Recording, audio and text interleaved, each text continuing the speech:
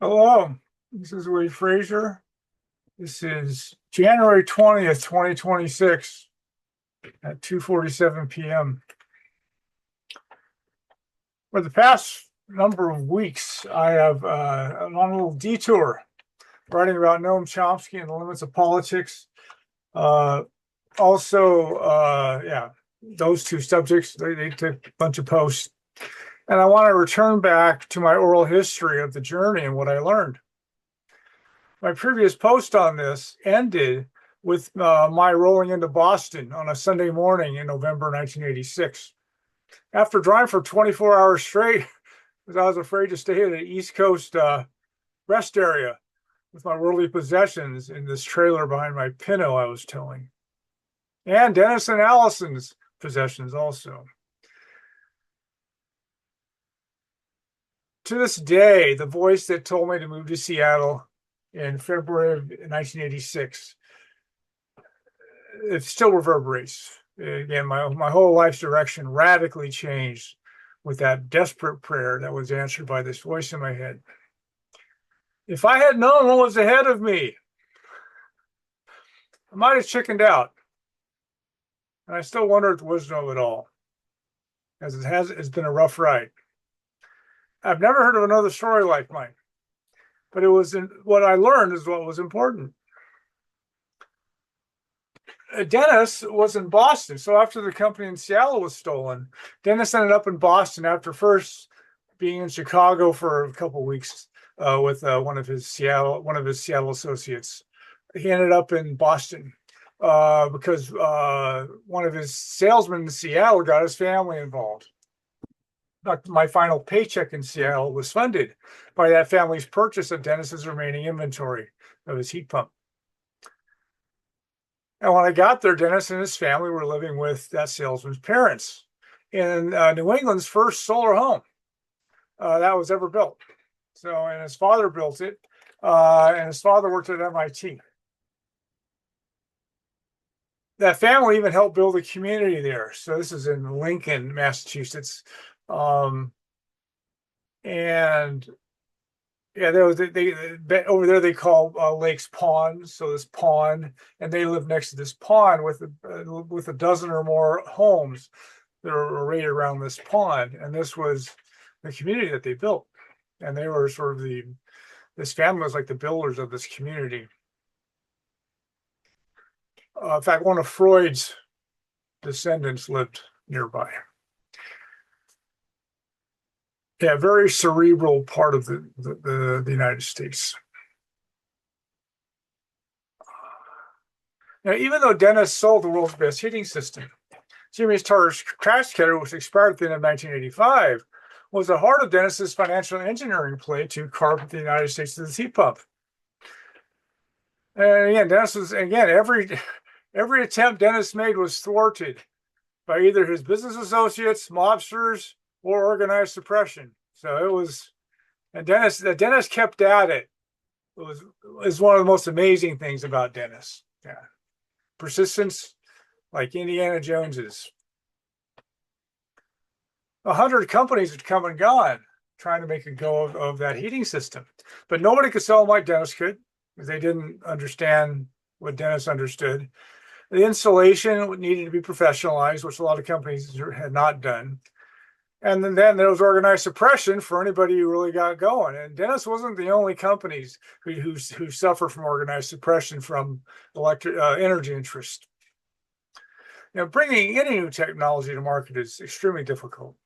And running a business is hard enough. Running a business that is bringing new technology to market is an order of magnitude more difficult. And then when organized suppression is brought to bear on it, yeah, basically nobody can survive that. And no company has ever can survive all that. And Dennis's could not in Seattle. When I got there in Boston, I'm like 7 a.m., like at dawn, I sat at the kitchen table and talked to Dennis. And he said I was an enigma. He didn't know why I was so persistent, but he trusted his God to put people like me in his path. And I proceeded to tell him about some of my mentor's inventions. And I told him that was why I was there. His influence is why I was doing this. Yeah, Dennis and I never had that conversation before. And Dennis and his wife were very devout Christians, even fanatical, one might say. And they actually had a painting about me in their bedroom from the parable of the one leper that returned that Jesus healed. So the one returned. So I was Dennis's only employee out of hundreds who chased him across the country. So that was my welcome to Boston. Was that? That's quite a bit to live up to. And one of the things I want to discuss briefly is, Dennis has been called a rebel. He belonged to the Patriot movement, etc. And I think there's a common misconception about rebels is that they all have oppositional defiant disorder or some other, malady like that, or they hate authority, etc. But in my experience, the rebels I respected the most were actually Boy and Girl Scouts. They were part of the system. They believed in the system and tried to make the world better. And then they finally learned how corrupt the system was. It was only then when they started becoming so-called rebellious. In fact, I call them disillusioned idealists. And I was becoming one. And Dennis didn't begin rebellious. And then, in fact, all the while I knew him, he was always trying to work with Wall Street, the government, energy companies. Up until that point, he was always doing that. And the chairman of the board of American Express and John Spickard, who was the founder and owner of the Spokane finance company that Dennis used in Seattle, they understood the brilliance of what Dennis was doing. But almost nobody else ever did, particularly at that level. Yeah, and this is common. This sort of prosaic, that's the old saying that, when a genius appears because the dunces are in confederation against them. That was a constant with Dennis. Every time his companies would get stolen, the thieves would throw away Dennis's crazy marketing plans and try to sell them for cash, which he never could do. They didn't realize that Dennis's marketing program was the magic. That's what made it all work. They were too blinded by their greed and too stupid to understand, which I came to learn is really normal. Those are normal reactions. It's all too common. As I was driving across the United States, on the Friday before I arrived. So I arrived on a Sunday morning. 2 days earlier, Dennis spoke at a meeting hosted by the Department of Energy. And Dennis was promoting his heat pump and other conservation technologies. Again, trying to work with the system. And when he finished his speech, he was approached by a man who worked for a local company. And the man invited Dennis to visit their company on Monday because they made hot water. They made electricity from hot water. So anyway, so Dennis, in fact, the day after I get there, I'm in my suit and tie, and Dennis is in his suit and tie, and I'm taking him to this company in Boston. And we drove to the company, met with the CEO, and they demoed, and he showed us their turbine. They had a low temperature turbine that only needed 200 Fahrenheit degree heat source. And they were planning to do stuff like electrify rural villages in Africa, et cetera, with this. So yeah, a little unit like this could electrify a village with their technology. Just firewood, yeah. Have a pan with firewood, and that would be able to fuel a turbine that would produce electricity. At that time, I didn't even know how Dennis's heat pump works. I was the accountant in Seattle, so the technical side of that, I knew nothing about it. My scientific background, it didn't take me long to understand it, but when I chased Dennis to Boston, I didn't know how the heat pump worked. And when I got there, one of the first things I did was I did the accounting for that family. So I did the accounting for that family, and for a week or so probably.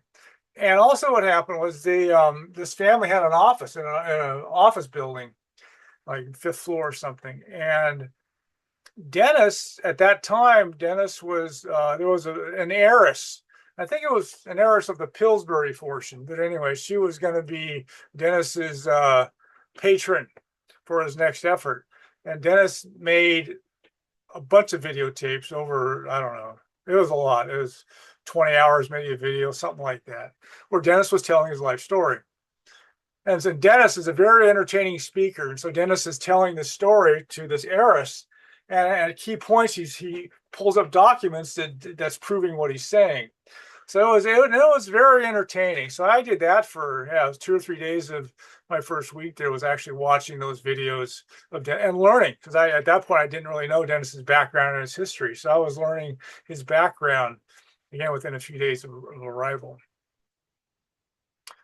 And this company again made these low temperature turbines. And so that Aris bowed out before I arrived, which was also normal. Yeah, a lot of people talk like they really want to help, but in the end they don't. That's really normal. And when I've written about Dennis's life before I met him, some of that actually came from those tapes. Although I heard the stories over and over, Dennis eventually wrote books about all that, and so but some of it came from watching those tapes almost 40 years ago now. When I did the books of that family, it turned out that I could see that Dennis saved them. So when Dennis showed up, they had sunk over $250,000 into some business that had nothing to show for it except some inventory. And Dennis immediately started working his magic, built a sales crew, and they cash flowed. So they invested no more money after Dennis arrived. So that was like, I don't know, 3 or 4 months or something. And they stopped putting their family money into it. And Dennis knew that this family, they were naive. They didn't have what they nobody's like Dennis, but he realized that they did not have the business acumen to do this. And so Dennis constantly tried to get them bailed out. Dennis tried to bring partners in to take them out and to make them whole. And they fought him the whole way. Yeah, they actually thought they knew better than Dennis how to do it. Again, normal. This is so normal. And one of the reasons it's so normal is that Dennis makes what he does look easy. It's not, but that's part of the act, make it all look easy. So that's why everybody tries to steal his companies. They go, oh, this is a Dennis guy. Heck, I can steal that and ride off into the horizon. Anyway, yeah, Dennis was their savior, but they treated him like some wayward salesman who was then under their control. And yeah, that was, in fact, Dennis called it the New England ego. So they were all sure how they can make it happen, and they had no conception of really how to make it happen. I have mentioned in the previous videos in the Seattle days that there was this guy named Bob Vandermoss, who was this inventor in Dennis's stable. And as I disclosed in my previous video, Bob began to enlighten me on inventors. Now, they weren't the heroes I thought they were. They're all trying to get rich and famous, and everybody's trying to be the alpha inventor. And Bob actually is the one who began to demonstrate that to me. And so when I left Seattle, I felt really badly for what happened to Bob in Seattle. I mean, it happened to all of us, but Bob had the end of his inventor's career happened when the Seattle company got stolen. And Bob was like 65 years old at the time. And that was the end of his inventing life. And then to the end of Stan's life. So when I helped put his equipment in Stan's barn, our engineer's barn, it stayed in that barn until that engineer died several years later. And I don't know if it ever got retrieved by Bob or just eventually went to the dump or something. I don't know.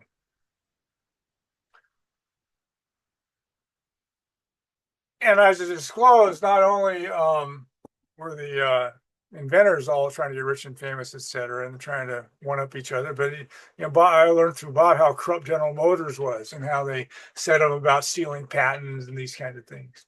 And then how when he was at General Motors, a prototype accidentally got out and some customer had a pickup truck that got 70 miles a gallon.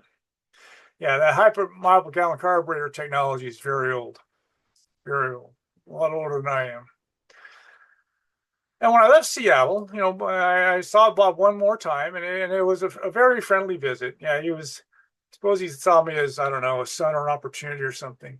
And he said, hey, keep an eye out for opportunities for us when you get out there. It was very friendly. So anyway, after I'd been there a week or two, Dennis, asked me to contact Bob.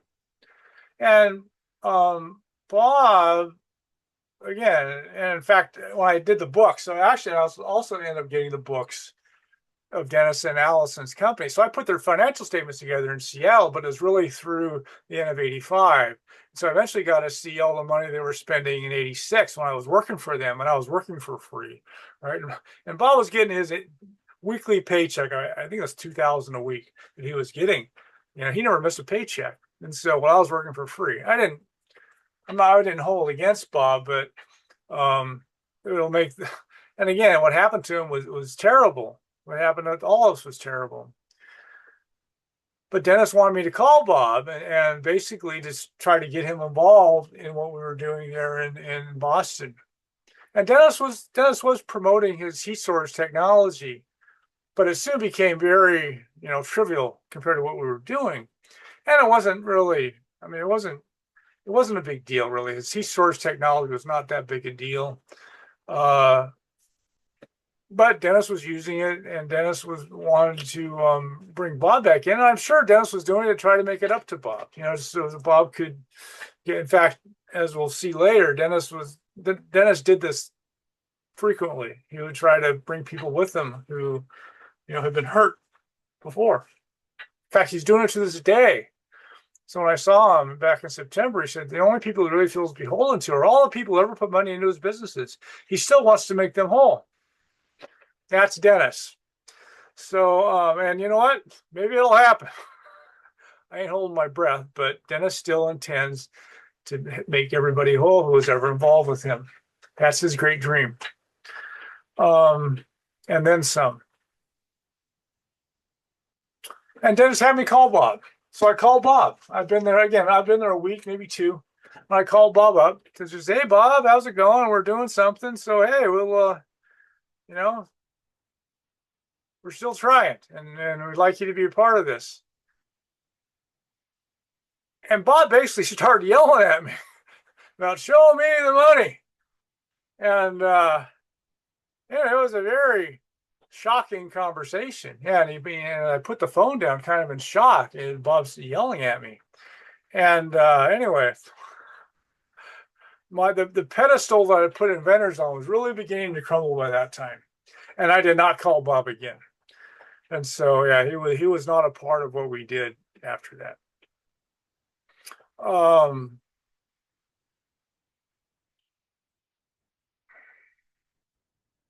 And about the same time that I called Bob, and I've been there about 2 weeks.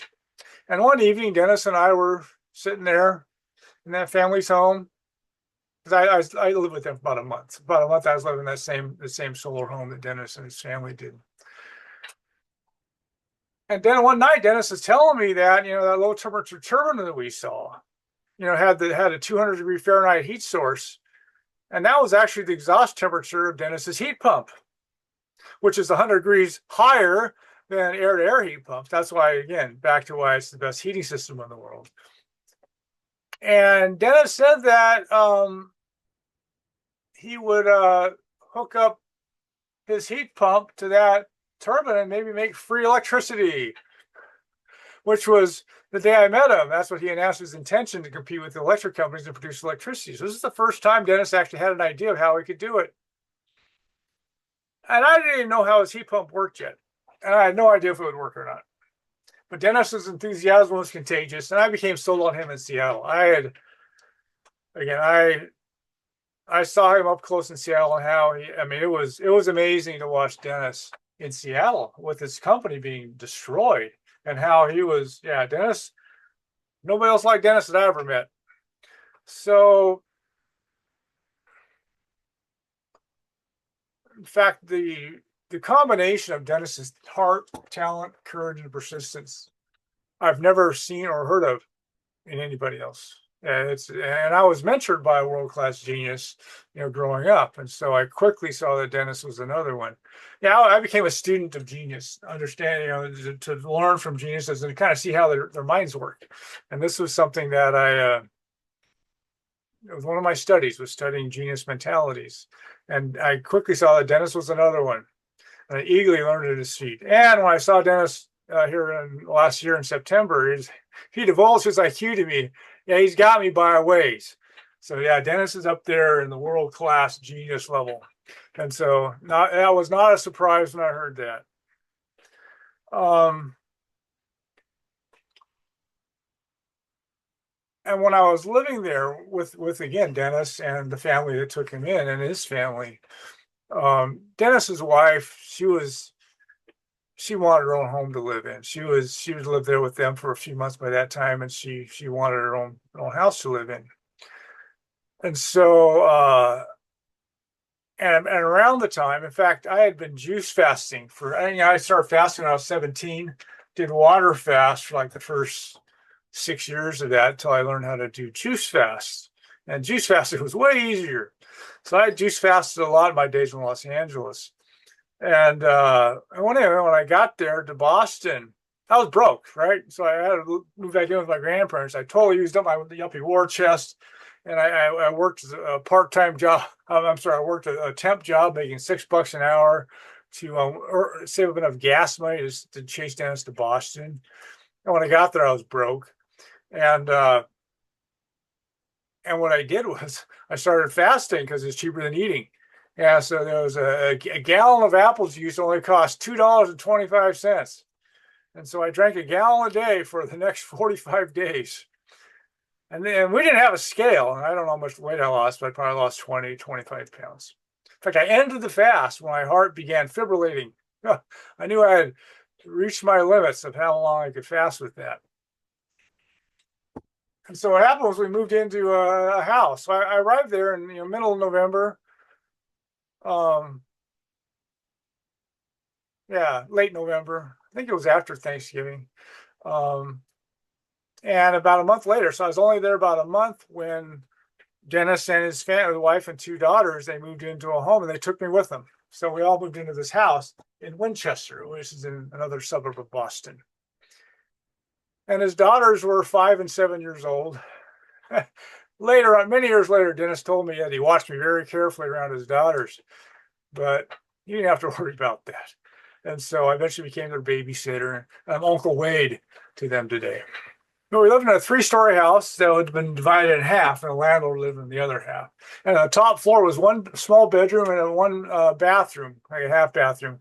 That's where I stayed, was on the top floor.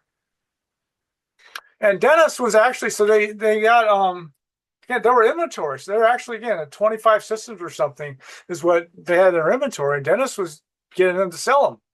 In fact, some of it was commercial. I remember going to a restaurant that, again, restaurants were always great showcase installations for that. And so they installed one at a restaurant that I ate at once.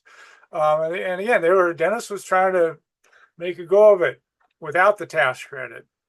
And so, and he could have. I mean, definitely, as I mentioned earlier in my economic analysis, it was still viable without the tax credit. Nothing else could compare with that heat pump. And so Dennis was, again, trying to make things happen. In fact, and also about a week. So, when Betsy, who was just a hatchet lady from the Attorney General's office, when her conscience finally got to her, when her nose was rubbed and her crimes enough, she quit and left the Attorney General's office to go teach law school. She had a replacement. I call it the pinch hitter. So this pinch hitter, when Dennis left the state, this woman literally dogged Dennis's steps all the way across the country, and every place Dennis ended up, she would immediately call the authorities and try to stick him on Dennis. Yeah, it was totally vengeful, and this woman was a lying sack. I watched her lies in the newspapers for years and years afterward. And this is what they do. These officials are gangsters, and so she was a good gangster. And so I didn't see it, but apparently about a week or two after Dennis hit Boston and was getting sales screwed up, etc. Again, this pinch hitter notified Massachusetts authorities that there was great con man was in their backyard. And so actually an investigator for the district attorney in that county showed up at Dennis's office and started threatening Dennis. Saying, I'm going to put you in jail, all this kind of stuff. And a couple of years later, in discovery evidence for Dennis's preliminary hearing, and years later, a letter from that attorney came up uh, in the discovery evidence that he had written a letter to the sheriff's deputies in Ventura. And he talked about how he was trying to prosecute Dennis criminally. He was trying to prosecute us criminally, except he couldn't find any laws we were breaking. Darn it all, So this is, yeah. So but he was a real. I didn't see him, but I heard he was swaggered in, beating his chest and how he's gonna, arrest and imprison Dennis. But unfortunately, he couldn't find any laws Dennis was breaking. Yeah, selling the world's best heating system was, what a crime. So in early January 1987 now. So we moved into this house. We had Christmas there. And the money that I didn't have much when I got there, and I quickly ran through that. So it was, and again, I was just hoping to have Dennis rebuild the company. That's all all I wanted to do was sleep on the floor and help Dennis rebuild. That's all I wanted to do. Ultimately, I was trying to rehabilitate my mentor. That was, but that was part of it. Also, it's changing the energy industry. This is what I was there for. And when Dennis started talking about free energy, immediately I started seeing the possibilities of that if it would work. But in early January, 87, around January 10th or something, I was out of juice money, and so I got a job at actually a Kennedy Foundation. So Eunice Shriver, and again, this is a Rosemary Kennedy, the one who got a lobotomy by her dad Joe.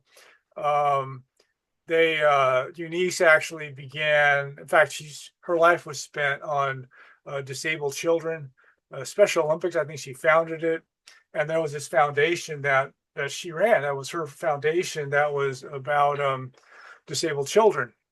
And so I actually worked there. So I worked there for the Kennedys for a week as an accounts payable clerk.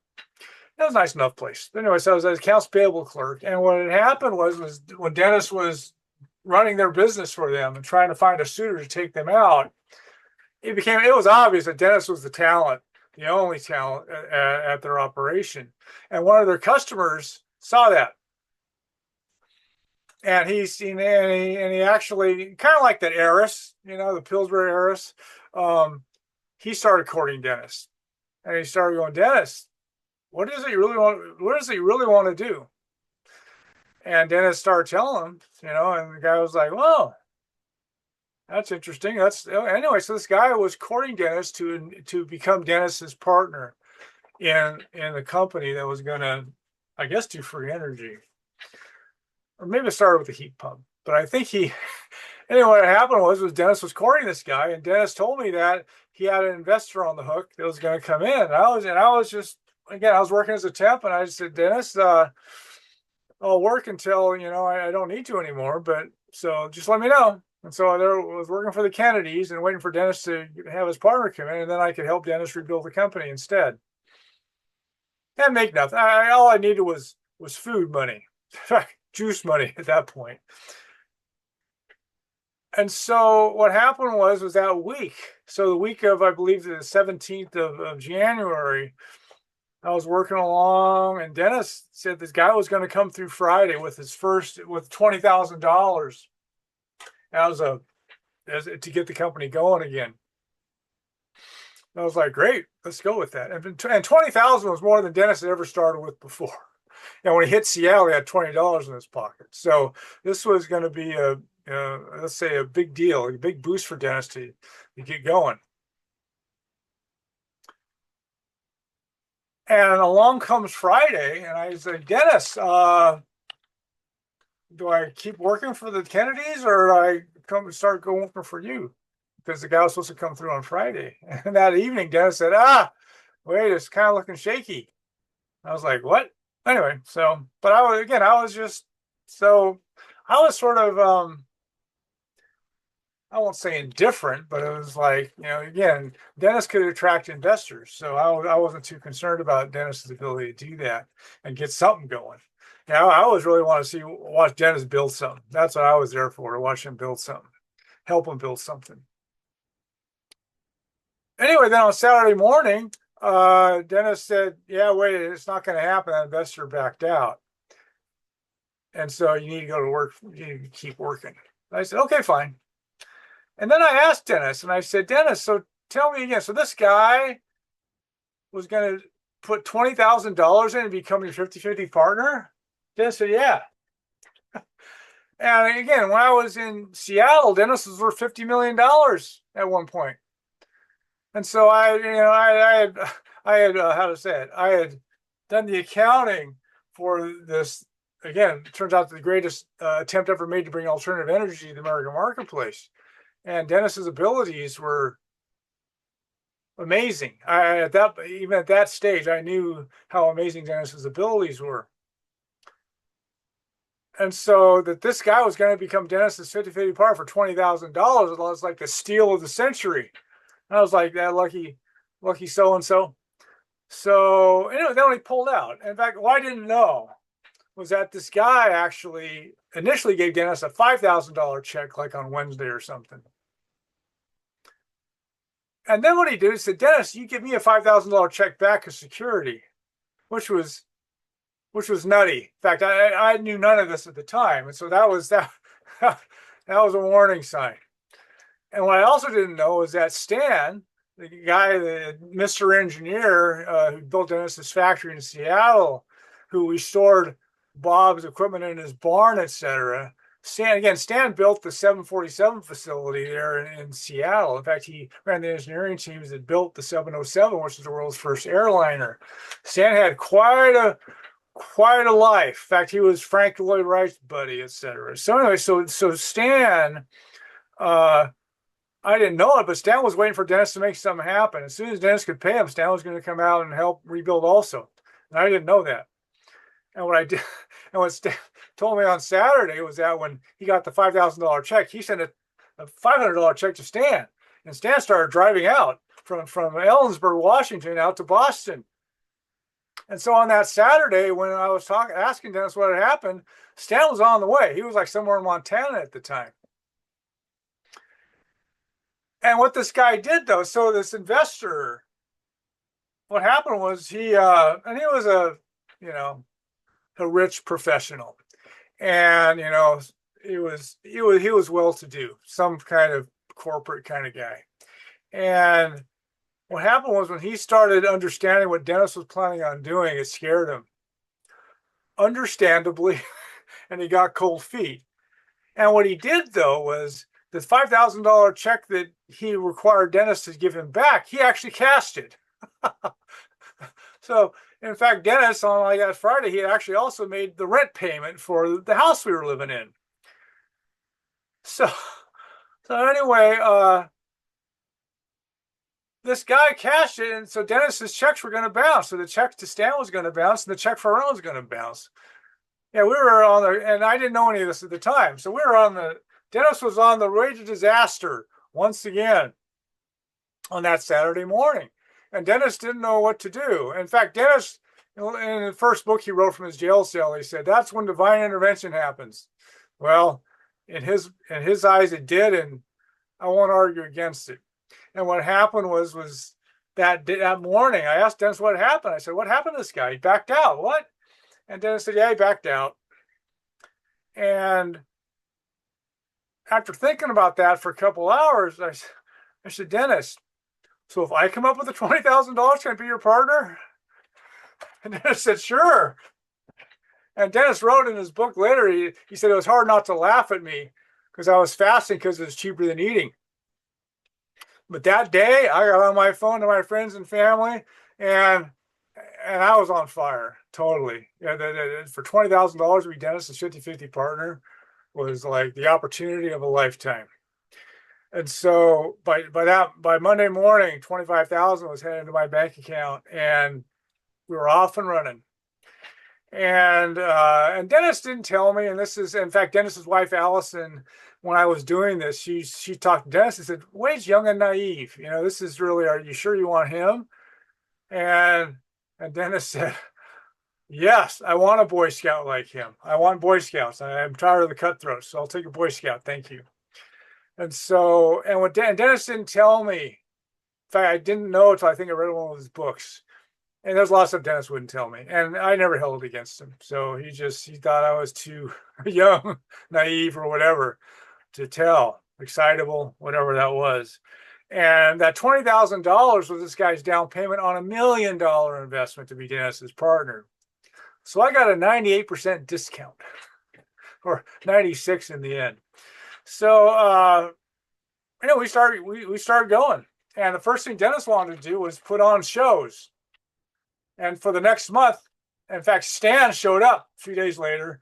And then we actually brought out the head installer, a guy named Blake, to build us a demo model to demonstrate Dennis's idea of the low temperature turbine generating electricity, et cetera.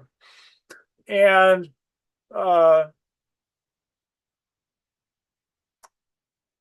so we were off and running. And so what we did was Dennis was, how to say it? What I saw Dennis do in Seattle, I eventually came to learn was the most benevolent, brilliant business strategy I ever saw. To this day, I've never seen anything as brilliant and benevolent as what Dennis had done. And I was, again, my childhood dream of changing the energy industry. I wanted to, again, free energy is right down my alley. Didn't know if we could do it or not, but this was all right down my alley of what I really want to do with my life. And so, just a second, I put some to just a second, right back. So we started prepping for this, for these series of shows we were going to put on about Dennis's free energy idea. In fact,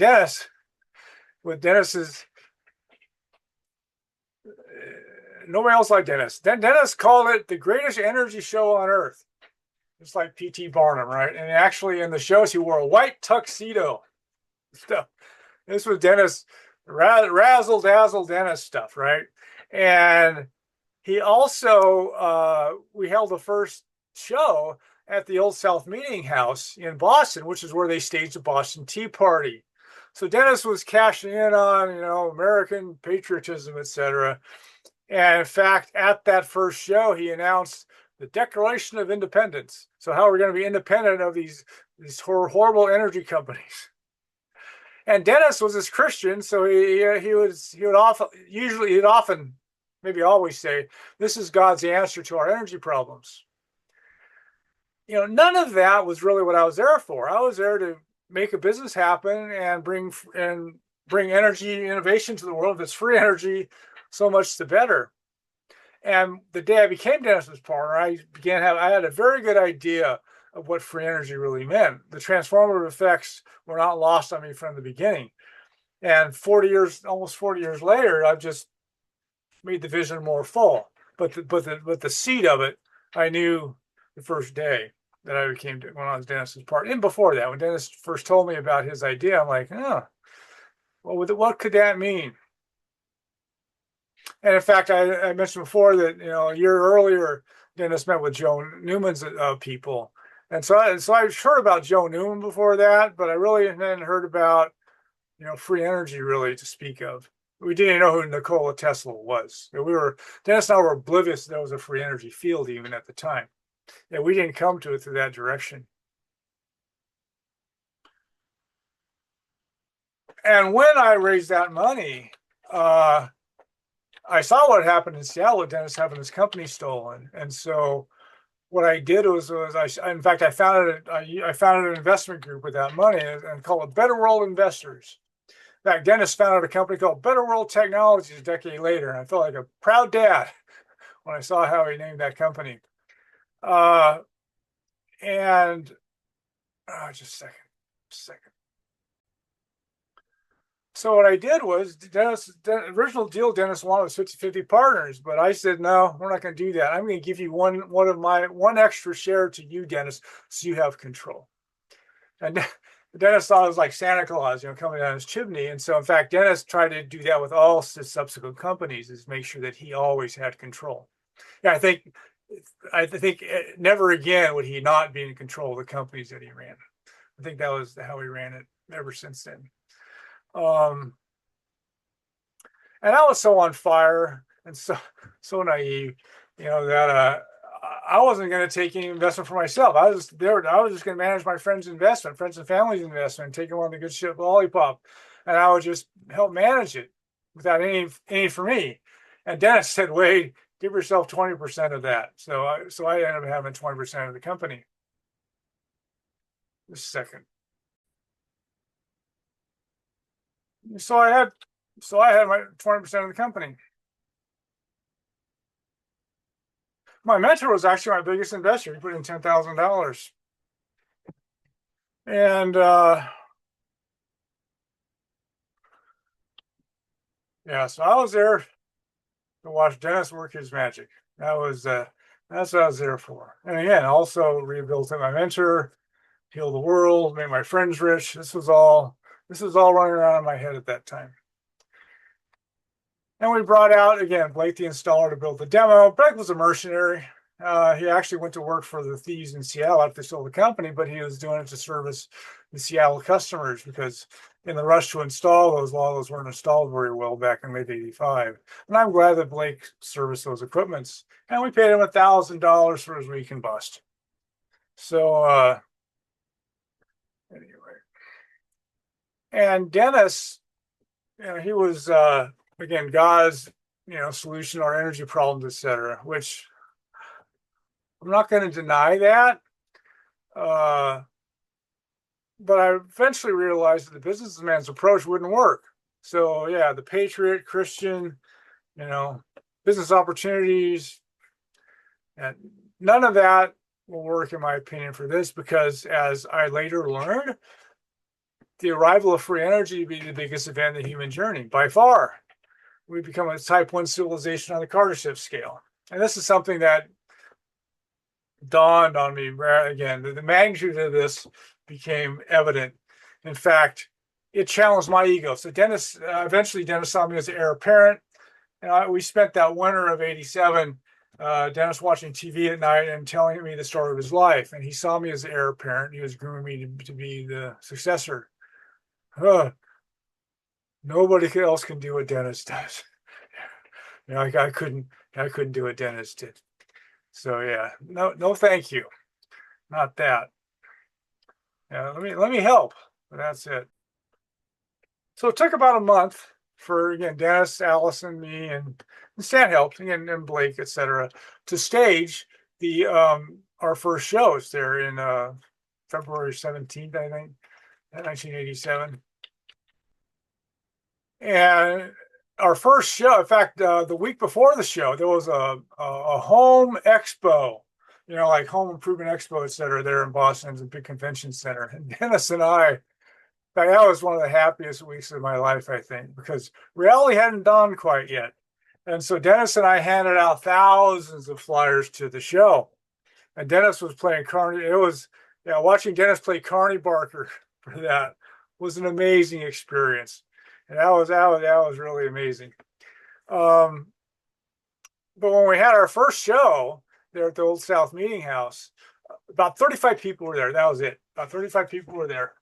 And in fact, our demo model, I had a trailer, my Pinto had a trailer here. So I towed our demo model around to our shows, etc. I did that for about a year, towing the demo model around with my Pinto, which wrecked my wheel bearings in my Pinto. But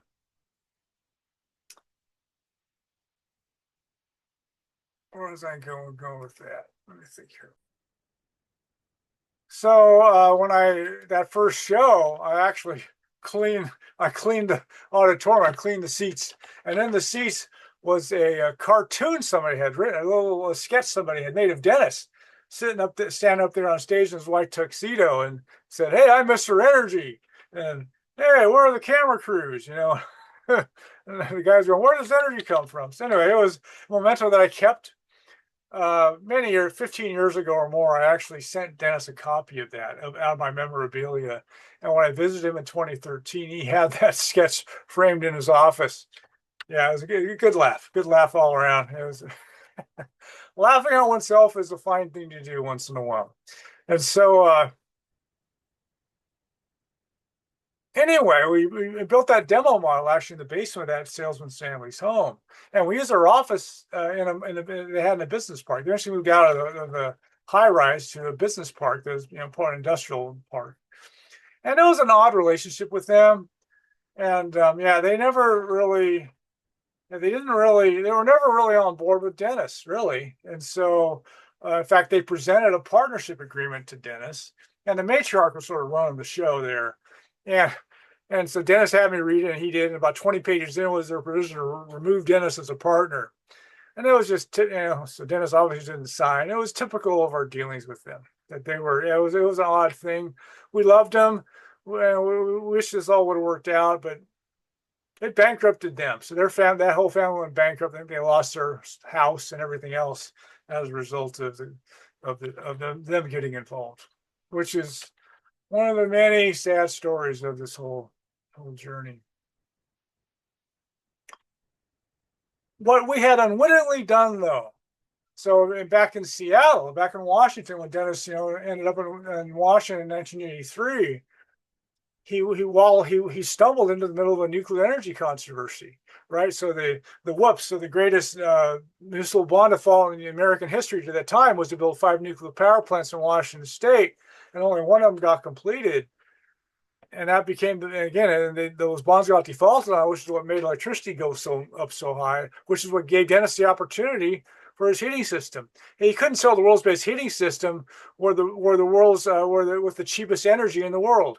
You couldn't do that. So when it was tripling and quadrupling and going up several times, that's when all of a sudden Dennis had an ample opportunity with his heat pump, which he didn't realize was too much savings. But it was a nuclear controversy. And so in Boston, we stumbled into another nuclear controversy. And so when I got there was something called the Seabrook Power Station, which was being built in New Hampshire, right on the border, right on the ocean there, the border of New Hampshire and Massachusetts. And Mike Dukakis, the governor of Massachusetts, was actually beginning his run for the presidency. In fact, he had the Democratic nomination, right? And he lost to George Bush I back in '88. And in '86, he was getting ready to run. And the Seabrook Power Station, it was just a couple miles from the Massachusetts border. And back then, the federal regulations, every political jurisdiction within 10 miles of the reactor had to sign off on evacuation plans. And Massachusetts refused to. So they were, and when I got there, I met a guy who, high schools would actually stage protests at the front gates of Seabrook there. And then everybody would get arrested. And they'd eventually come home and have a school assembly to honor the people who got arrested protesting at the gates of Seabrook. So it became this huge political football. And well, we didn't go there for that, but it turned out that we stumbled right in the middle of this big energy controversy. And in fact, at the same time, I became Dennis's partner. That same month, we're watching again. Dennis is big into TV watching, and we're watching TV every night. And I only watch TV to be around Dennis. I didn't watch TV on my own. But every night we were seeing these ads on TV about Seabrook. In fact, there was something called the Coalition for Reliable Energy. And it was first ads were like portrayed as some grandma, some grandma green. And she was going, we need to look at all alternatives, and at the end of her little speech, she said, and including nuclear. And what happened was that the Boston Globe, instance of investigative reporting, they actually looked into it and found that the so-called Coalition for Reliable Energy was a total front for the Seabrook Association. So it was basically the Seabrook was trying to entice Massachusetts taxpayers into supporting the opening of that nuclear power plant. And over the next several months, it was the greatest propaganda campaign, most blatant propaganda campaign I've ever seen. And so it went from grandmas to some guy sitting there going, okay, here's the deal, Massachusetts. You're going to pay for Seabrook whether it operates or not. So why not get the benefit of its operation? So anyway, and then we got involved with the environmental groups that were protesting, et cetera. And that one of the sobering moments for me, which I didn't learn till later, but Dennis told me about this later, that this Clamshell Alliance, this is one of these protest organizations protesting Seabrook. It was being funded by a landowner in New Hampshire who was planning on cashing in on a hydroelectric solution if Seabrook got shut down. So the people funding these protesters were actually trying to cash in on their, again, it was all dirty. Yeah, so these environmental organizations, that's when I first started realizing environmental organizations are actually corrupt. This was my first blush with this, which I've learned to a great extent many years later. But this was my first encounter with this, where the environmental organizations really weren't who they appeared to be. So anyway, we stumbled in the middle of that. Well, a local newspaper. So our first shows, actually our second and third show, I believe, a local newspaper covered it and covered it positively. In fact, the head of the Department of Energy of New England attended and actually asked Dennis a question, a very polite question, like, when do you think you're going to deliver free energy, Dennis? And Dennis said, oh, in a year or so, with Dennis's usual optimism. But that local newspaper gave us positive coverage, which is the only time I ever saw positive newspaper coverage of Dennis, ever, anywhere. That was the only time I ever saw that. The Boston Globe never mentioned us, just like they never would review Noam Chomsky's books. You know, there's a world's leading intellectual sitting there in Boston. They would never review his books because he called out the empire. And while we were trying to make things happen, Dennis was doing with salesmen again, as usual. So he's trying to round up salesmen, et cetera, trying to make stuff happen. And one of the early entrepreneurs, let's say, who got involved with this, he had an inside line on New England's electric companies, and he knew what was going on inside them. And they had actually secret meetings about us, about what we're going to do about us. So I hear about this. They had a secret meeting about what to do about us. And anyway, in April, we put on a show at the front gates, about a restaurant about a quarter mile from the front gates of Seabrook. We held a show. And there were, a couple hundred people. So I'm going to guess that over 1,000 people or so saw our shows there, and when we were there in Massachusetts. Yeah, maybe more, some number like that. Not a whole lot, but something like that. And at the meeting at the Seabrook front gates, Dennis unveiled his offer to buy out the nuclear power plant and never put nuclear fuel in it and use it to store energy. Probably Bob's heat storage technology scaled up or something, and fed with free energy machines with people's homes for load balancing. The mouse roared. And the amazing thing is that Dennis said he was FedExing a proposal to the chairman of the board of Seabrook that day on his proposal to buy it out, which was, again, you might call it a prank. And again, in Washington State, every attempt Dennis made to interest electric companies, they stonewalled him. In fact, eventually they hired the hitman, et cetera, right, trying to wipe him out.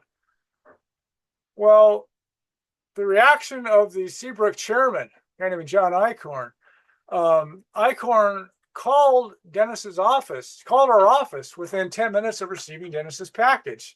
And he said he could be at our office within an hour to discuss it. A very different reaction than what Dennis got from Seattle's electric companies. So it was quite different. In fact, Dennis and Stan actually had a red carpet treatment at the penthouse suite of the chairman with his guys. In fact, they admitted they had seen our show. They'd come to our shows, et cetera. And they were like, Dennis, your stuff might work. We want to work with you.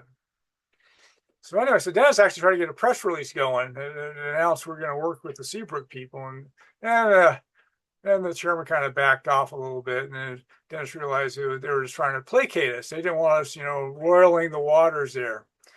And so, yeah. But in great contrast to what happened in Seattle, the electric companies were thinking instead of a snuff job on our company, maybe they needed to work with us. That was new. Even though Middlesex County was still sharpening its axe, and then, in fact, soon thereafter, the Secretary of State did an investigation on us, and we actually left before they could sharpen their axe too much further. So these are things that, yeah, so the sharks are still circling. In fact, as I'll get to, were they circling? And so we actually made videotapes of the first show. So the first show we did, we had it professionally taped. And I worked with the guy to make it presentable, let's say. It was amateurish, but it got the point across. And Dennis sent him around to politicians and everybody you can think of in the area. In fact, we heard that Jackie Gleason was watching Dennis's tapes, which when I heard that, I was like, Jackie Gleason, huh? And many years later, I realized Jackie Gleason, he was into the fringe stuff. I had no idea, but yeah, he was in the fringe stuff. He died a few months later. He was really into the fringe stuff. So he took us seriously. And then Robert Kennedy Jr., so, Bobby's son, Bobby Jr. has an older brother, Joe. And so Joe was his older brother. And in 1987, Joe had just taken office as a congressman, the beginning of his political career as a congressman. And one of our videos got sent to Joe Kennedy. And a few days after that, Joe called our office to personally insult Dennis profanely. Dennis is hearing these curses coming from Kennedy. And so, anyway, so I had an odd relationship with the Kennedy, working with him, Dennis getting slammed by him. And the Kennedy situation comes up later, as readers of my work know. Let me pause this for just a second again.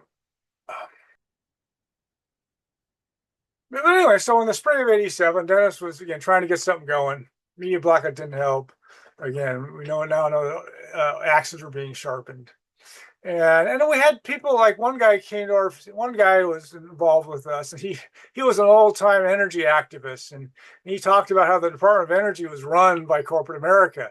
Yeah, he said Exxon and these guys, the guys who really run the Department of Energy, which I later learned independently.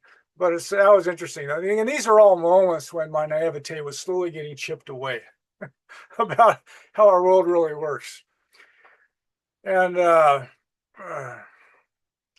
Dennis, started treating me like the heir apparent. And it soon began to overwhelm my own ego. So it was like, give me the heir apparent for this, and we're, stirring up all this stuff. Didn't last long, because one of my old ex-girlfriends, who I thought of marrying once, she put in like $500, about my smallest investor. And after she got in, one of her friends was the daughter of a Hollywood celebrity.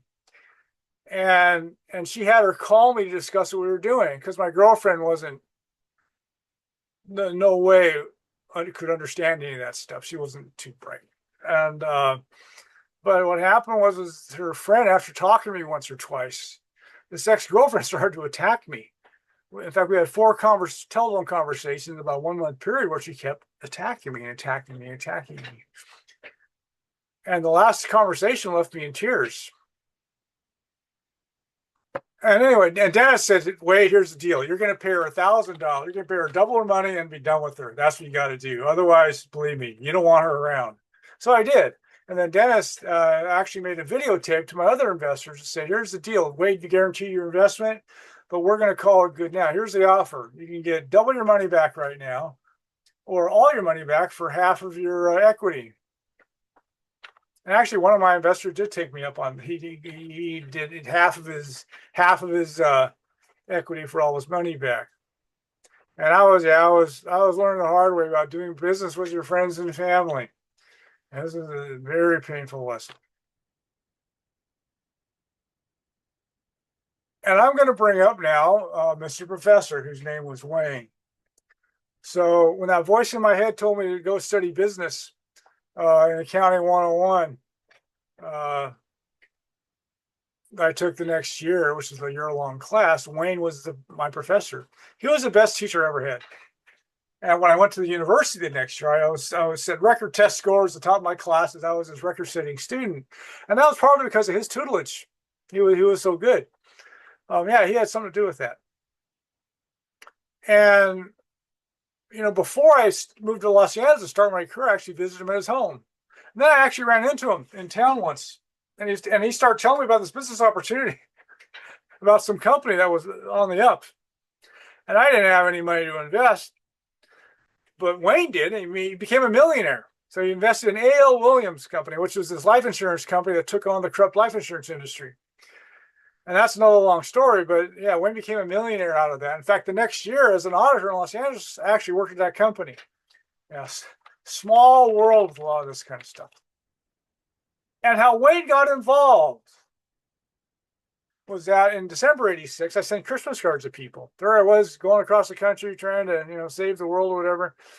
And I wrote a Christmas card to Wayne, just telling him what his crazy student was doing. And when I raised the money for Dennis, and again, I originally didn't want any for myself. When Dennis said, give myself 20%, then I actually gave 10% of my holdings away to friends and family who weren't investors. And then I started getting contacted by people wanting in. So yeah, my friends and family told other people, and all of a sudden people are going, Wade, we want to get in on the ground floor of this. I took in another 15,000 that way. And right around the time as the second wave of people were coming in, the Christmas card I sent to Wayne, he sent a reply back and enclosed with $1,000 check. That was Merry Christmas from Wayne. Yeah, when I sent the Christmas card, I was no way, a partner of Dennis's or anything. I was just a young kid trying to help out. And so when I got the $1,000 check from Wayne, it was like, this will not go unrewarded. So I said, Wayne gets a piece of these. So he became one of my second wave of investors. So he got, that money, he got a piece of the action. In fact, he's the one who took out my other investors eventually. The one who wanted all his money back. So yeah, Wayne couldn't buy enough of our stock. When I formed it, I named my investment group Better World Investors. And Dennis and Allison were quite taken by that name. And a decade later, Dennis started a company called Better World Technologies. And I felt like a proud dad when Dennis founded that company. And our mutual generosity with Wayne and I, what it cost us in the end in ways that neither one of us could have imagined. And that will come later.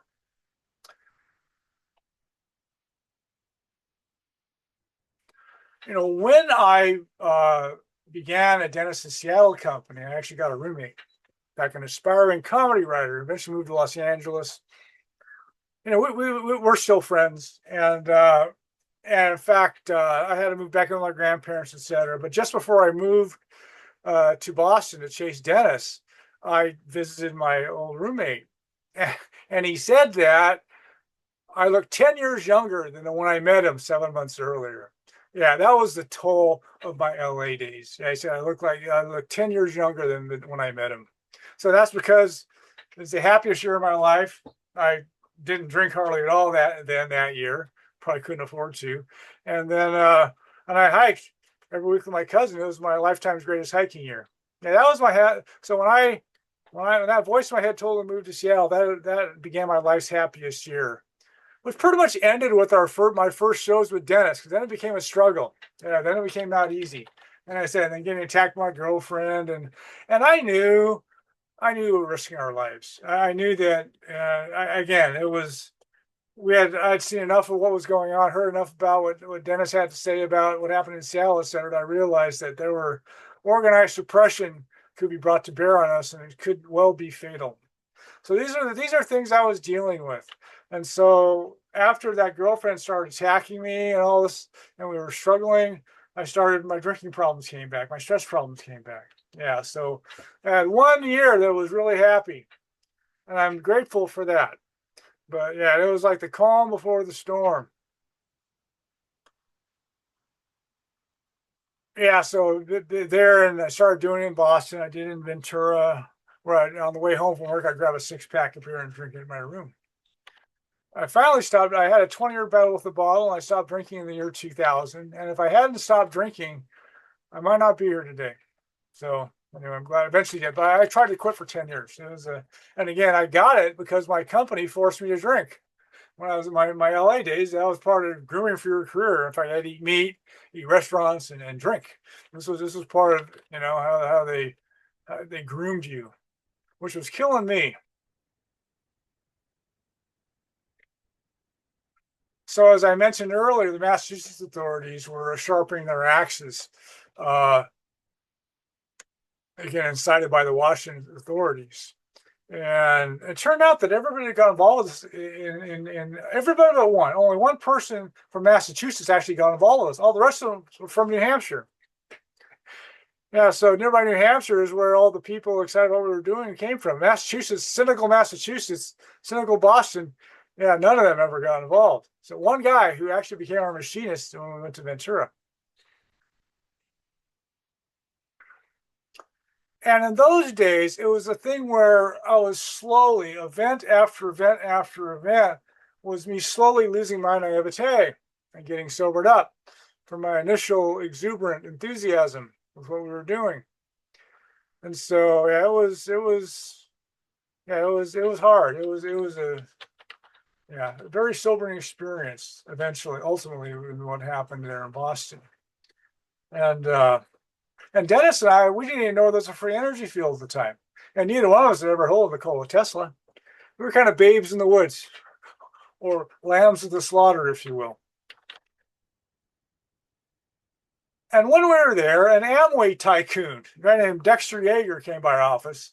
In fact, then they told me he was a billionaire, but I read later he was only worth, maybe 400 million. But whatever the number was, he was a tycoon, sniffing for opportunities. In fact, we eventually went to Amway. Dennis was going to almost do a deal with Amway. Dennis was glad he didn't, but that was something that was a possibility.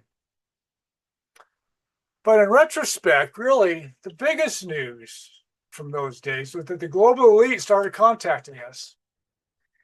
And again, in what happened in Seattle, so many of the events that happened in Seattle and Ventura and Boston, it wasn't until many years later that I understood what was really happening. As I started hearing from others had similar experiences or trading notes with fellow travelers and stuff. And it was like, oh, that is what was happening. And so a couple months after becoming Dennis's partner, 2 or 3 months, it was something like that. One day, several nondescript businessmen showed up at our office, and in fact, right outside of my office, I had this, the accountants always have an office to themselves usually, all the money is, et cetera. And so, right outside my office door, there was this makeshift conference room, which wasn't a conference room really, but it had a couple dividers and anyway, it had a conference table. And these guys came in, and there were several of them, like, I don't know, 4 or 5, these guys who came into the office, old guys. I remember one of them was an old guy wearing a golf hat, etc. And I was working in my office. I didn't take the meeting. Dennis took it, but anyway, it lasted about an hour, maybe, or less. And once they left, Dennis came into my office and said, "Those guys just offered us $10 million for our free energy idea." And I was just like, "What?"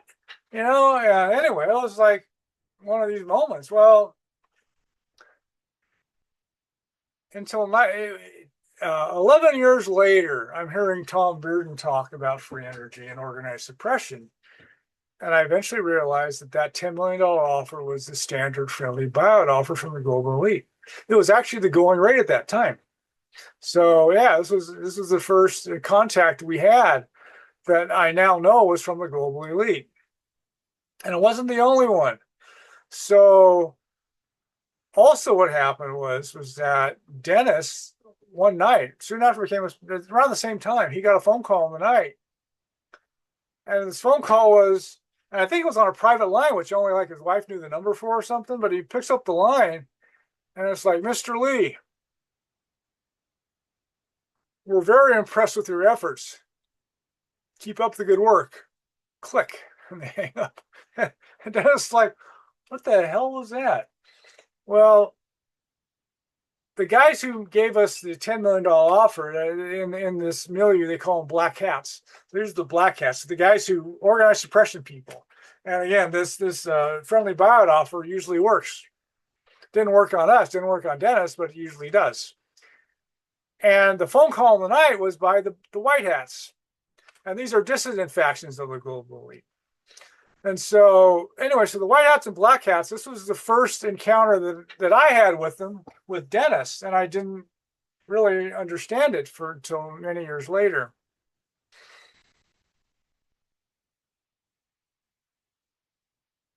And then a generation after these events, I heard Stephen Greer say the Mormon financial empire was the ringleader of the global elite, who are behind the organized suppression of free energy tech, etc. Well, our Seattle and Ventura companies were both stolen by Mormon swindlers. And so when I heard that, I was like, isn't that interesting that Mormons stole both of our companies? So, yeah. And then Dennis eventually realized, I mentioned this before, that the Mormon financial empire was the biggest investor in Washington Electric companies, etc. So in Seattle, Dennis was in the lion's den and didn't realize it. So yeah, the global elite were, I'm sure, behind a lot of what happened in Seattle. They were definitely behind what happened in Ventura. And they first contacted us there in Boston.